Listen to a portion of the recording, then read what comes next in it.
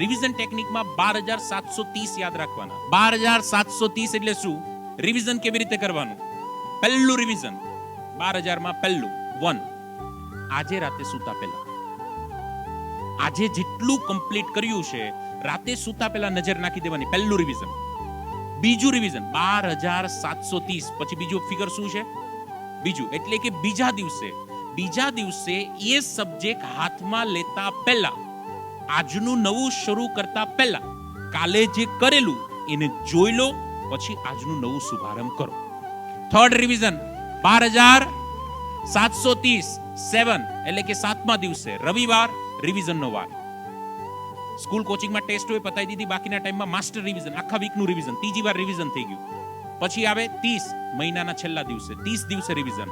5મું revision, કાલે paper, આજે revision કરવાનું. કાલે પરીક્ષા હોય તો આજે 5મી વાર રિવિઝન કરવાનું હોય. તમે કાલે